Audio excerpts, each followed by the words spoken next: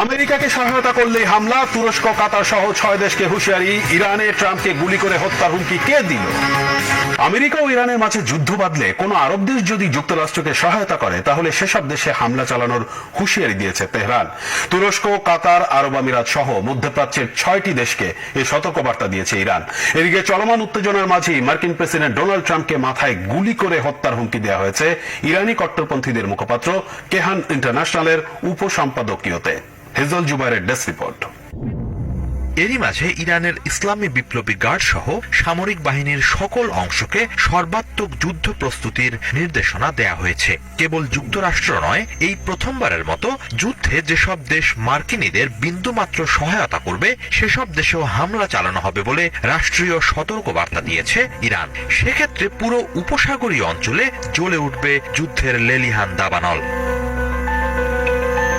নাম প্রকাশ না করার শর্তে ইরানের সামরিক বাহিনীর জ্যেষ্ঠ কর্মকর্তার বরাত দিয়ে রয়টার্স জানিয়েছে, প্রতিবেশী ও আঞ্চলিক 6টি দেশকে আনুষ্ঠানিক সতর্কবার্তা জানিয়ে বলা হয়েছে কোনোভাবেই যেন ইরানে হামলার জন্য যুক্তরাষ্ট্রকে তাদের ভূখণ্ড ব্যবহার করতে দেয়া না হয়। এমনকি সেসব দেশের আকাশপথও ব্যবহার করার সুযোগ দেয়া চলবে না। তেমনটি হলে ওই সব দেশকে শত্রুপক্ষ বিবেচনা করে পাল্টা হামলা চালাবে ইরান।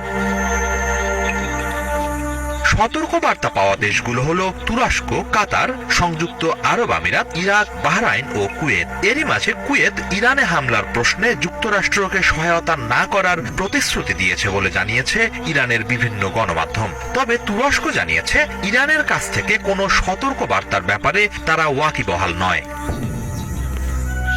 এর আগে আন্তর্জাতিক গণমাধ্যম মিডল ইস্ট আই জানায়, ইরানে হামলার জন্য সৌদি আরব সহ উপসাগরীয় অঞ্চলের দেশগুলোর আকাশ সীমা ব্যবহার করতে পারবে না মার্কিন বাহিনী। এ ব্যাপারে নিষেধাজ্ঞা দিয়েছে এসব দেশ।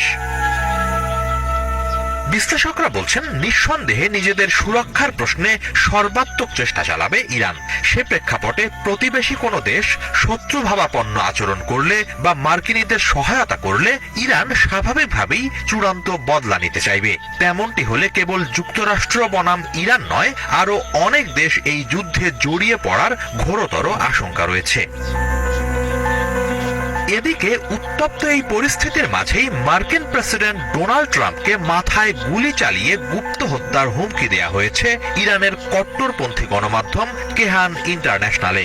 অনেকেই এই গণমাধ্যমকে সর্বোচ্চ ধর্মীয় নেতা আয়াতুল্লাহ আলী খামেনির মুখপত্র বলে বিবেচনা করে। পত্রিকাটির এক উপসম্পাদকীয়তে বলা হয়, 2020 সালে ইরানের কিংবদন্তি সেনা কমান্ডার কাশেম সোলেমানিকে গুপ্ত হত্যার বদলা হিসেবে যে কোনো দিন ট্রাম্পকে হত্যা করা হবে। মাথায় একের পর এক গুলিতে ঝাঁঝরা করে দেয়া হবে তার খুলি। অভিশপ্ত মৃত্যুর পাত্র থেকেই পান করতে হবে ট্রাম্পকে। ট্রাম্পকে উন্মাদ অভিহিত করে ওই উপসম্পাদকীয়তে আরো বলা হয়, তিনি বারবার ইরানকে হামলার হুমকি দেন ও পিছু হটেন। নিজ দেশের জন্য ট্রাম্পকে হুমকি ইঙ্গিত করে লেখা হয়, মিত্র দেশগুলো সহ বিশ্বের বিভিন্ন দেশের পণ্যে অতিরিক্ত শুল্ক আরোপের জন্য একদিনেই $3 ট্রিলিয়ন লোকসান হয়েছে মার্কিন অর্থনীতির।